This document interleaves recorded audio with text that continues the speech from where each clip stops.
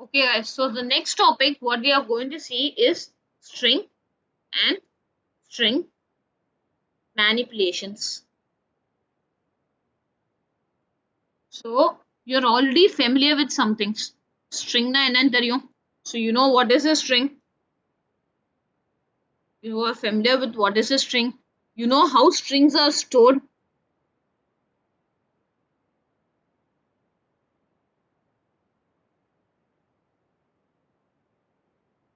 So how strings are stored internally. So these things we have already seen. How to access individual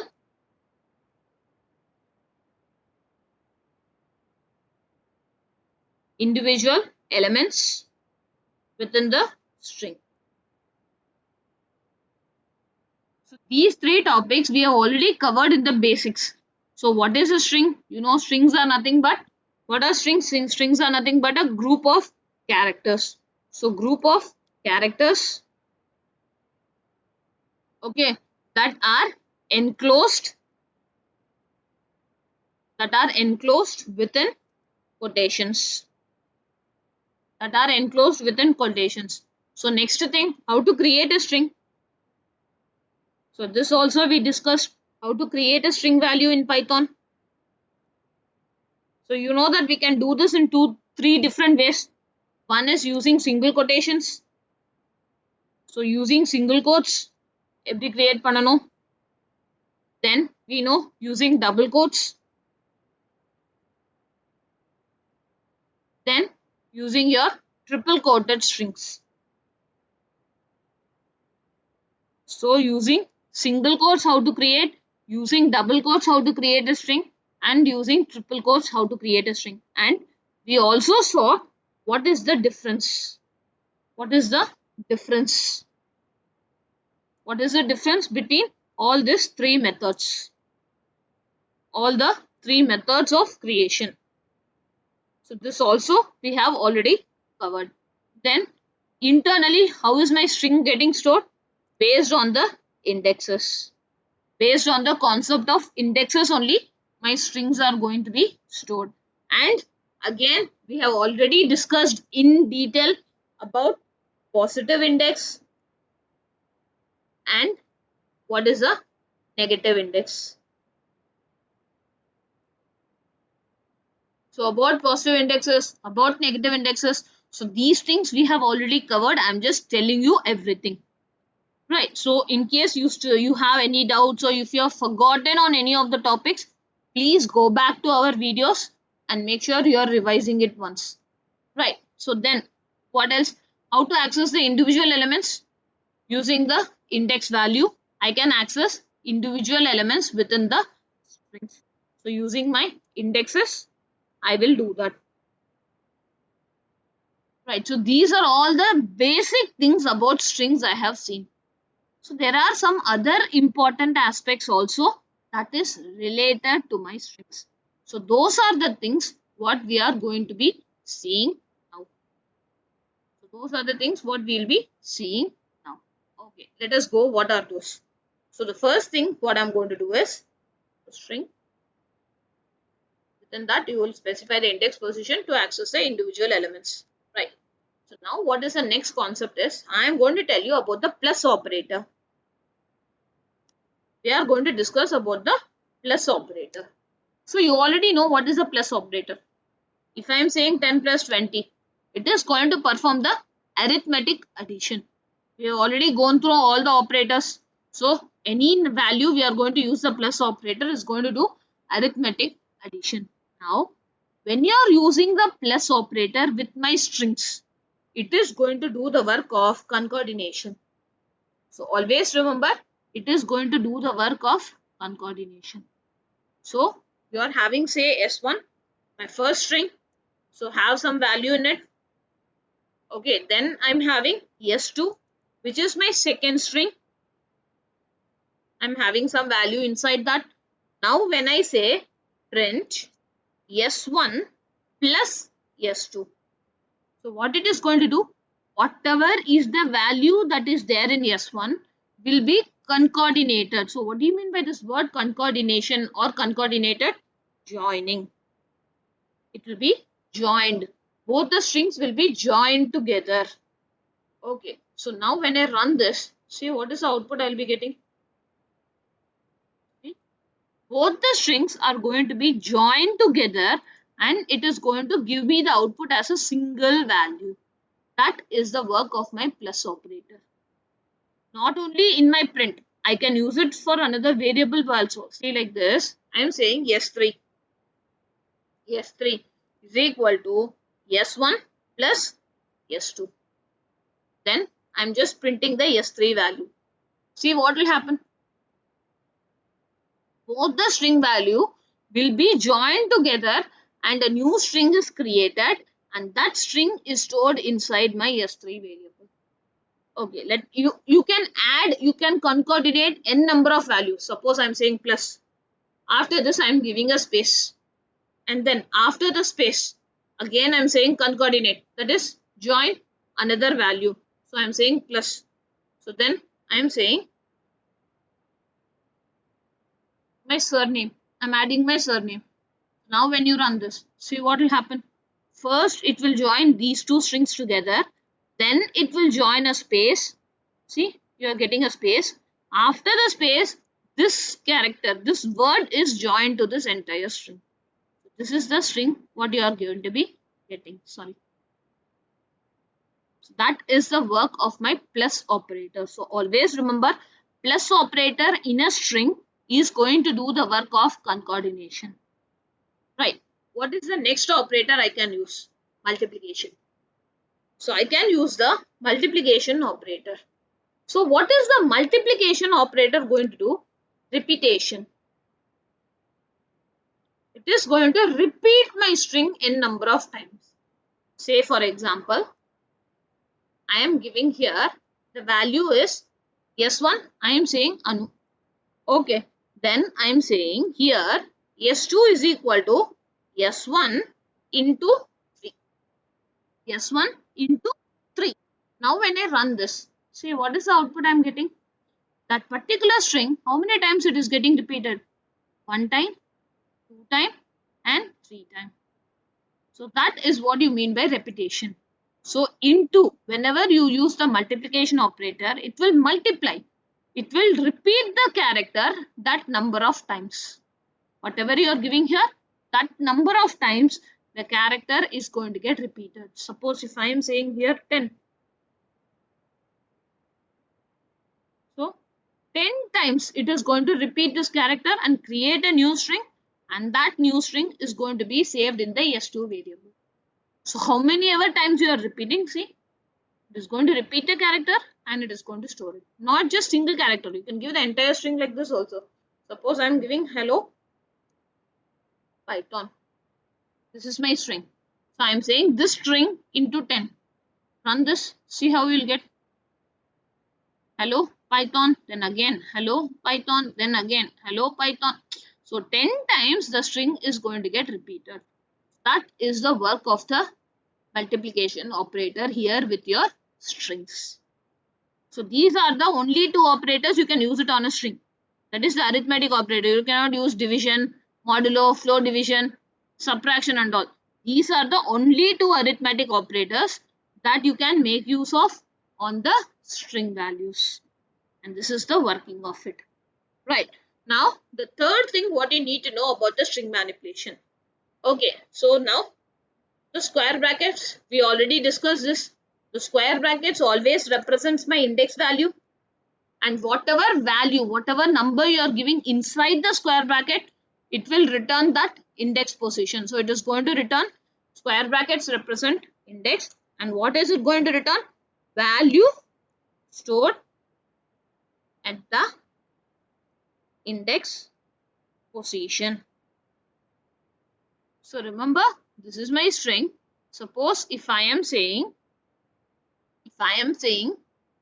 S1 of, so within the square brackets represents my index. So whatever value, so let us say here it is going to take n. N is the number you are going to give. So n, what is it going to do? It is going to return the value stored at that index. So suppose if I am saying here return 3. So what is the value stored in S of 1 of 3? This is 0, 1, 2, 3. So it will return the character L. It is going to return the character L for me. See. So this is the another square brackets. We use it to represent my index positions. Right. Yes, slicing we will see that separately. No worries there. Then you remember the membership operator in. What is the purpose of in? Searching if a particular value is present inside of my string. So remember the in and not in operator. So I have two operators, in, not in. So what are these? These two together are called my membership operators. I hope you remember. So this operators also can be applied on my string value. See, I'm going to say here, okay, I'm saying H, okay, in, yes, 1. So remember, membership operator is always going to give you the value true or false. So if the character is present, it will say true.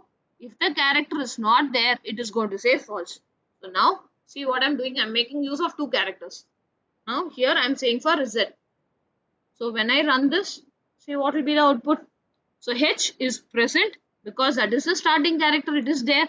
So it is going to say true. Now Z is not there. So it is going to say the result as false.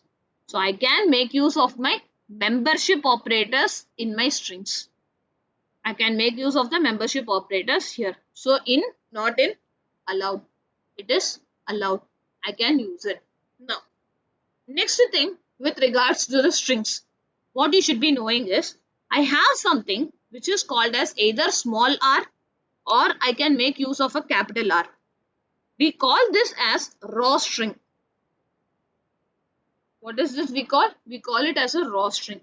Okay, so in order for me to understand raw string, let me tell you something about this. Say I am saying print, okay, hello, slash n, welcome, slash n, to, slash t, Python. So now, what is the slash n and slash t? You remember? Escape sequences. So slash n means new line, slash t means one tab space. So first it will print hello, then my cursor will automatically go to a new line. Then it will print welcome. After that again it will go for a new line. Then it will print 2. After printing 2, it will leave one tab space. Then it will print Python. So run this. See how we will get the output. So hello in a new line, welcome in a new line because I'm having slash n here. So slash n means new line. I'm asking it to go to a new line. So whatever you are giving after the backslash n will be printed in a new line. So then slash t, see the space in between these two. So one tab space will be given between the characters. Right. So this is normally how it will work when I use slash n slash t. Now I am saying I don't want this slash n to go for a new line. I just want to print slash n. I want in my output, I want to print hello slash n, welcome slash n too. I want to print the characters. I don't want it to go for a new line. How to do that? What you are going to do is, before the starting of the string, I am going to give a r. I am going to give this character r. Now if I print it, see what is that output I am getting? Whatever I am printing is getting printed exactly like that. Exactly the same. So slash n is not going for a new line, but it is getting printed in my output. So that is the concept of your raw string. Raw string means you're asking your compiler to not go for a new line. Suppress it. Suppress the escape sequence. Escape sequence should not do its work. It should not go for a new line, but I am just going to print it in the print statement. That is going to be the only work of it. So to say that only, you are using this R. So it can be either capital R or you can use small r. Whichever you are using, the output is going to be the same. So this is the concept of raw strings. When you don't want the escape sequence to do any effect, I don't want any effect, I want it just to print it, then this is how you would be doing that. So that is the concept of your raw string. Now, there is another function available for this, which is, sorry, which is called as REPR. There is another predefined function which is called as REPR. Now, see how this function works. So, inside the print statement,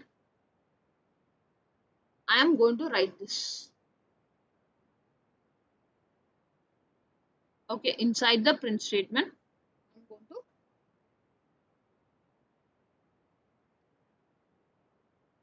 one second, guys.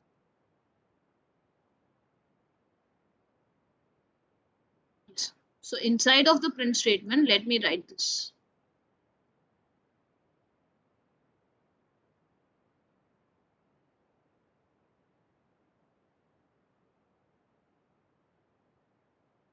Right. There you go. Now, understand the difference between the raw string and REPR function. Both are going to do the same work. Raw string means what? I am saying don't use this escape sequence. Don't create anything. Just use it for the printing purpose. REPR function also is going to tell the same thing. It is also asking you, do not do anything for this escape sequence. Do not have any effect. Just use it for the printing purpose. But how the value is going to get printed is little different. When I use raw string, see how is my string coming? When I use the REPR function, look how the string is getting printed within quotations. So remember, that is the difference between these two. Both are used to do the same work, but in the output, I will be having a small difference. When I use the REPR function, the output will be printed in a single quotations. So this is the difference between both the functions. So both the functions are used to do the same task for me. It is doing the same work for me. Right. Then of course, I have the format function. So you are already familiar with the format function. I hope you guys remember. So in case if I am saying print, okay, let us have some variables. So I am saying a, some value. Okay, then I have a b variable with some values. Then I have a c variable with some values. So now I want to print it. So how I will do? Print. Okay, you remember the format syntax? So 0, yeah, within double quotes. So I will say 0 space 1 space 2. Then after the closing dot format of, I will give the variable names. So what will happen? The first variable value will go inside this 0th position. The second variable value will go in the second position. Third variable value will go in the third position. So when I run this, my output will be like this. If I want, I can give some value also. So I will say name is equal to. So like this, comma. Then next thing, I am saying age. That's not my age, but I'm just telling you. So age is equal to. Then comma. Then I will say designation. So working in which department, something, whatever you want to give. So now you run this again. So it will come along with that value. So name is equal to value, age is equal to value, designation is equal to that value. This is the usage of my format function. So along with this, there are something else, some other things also which you can do with the format function. What are those other things? That is what we will be seeing. Okay, this we shall continue in our next session. We'll continue this topic. So it's not yet over. You have a lot of things in it. So you still have your other string manipulations to study. Then we will go into slicings and then we will see about your string functions. So what are the predefined functions that is available in your strings? So that also we'll be having a look into it. So we'll continue the session in tomorrow's class.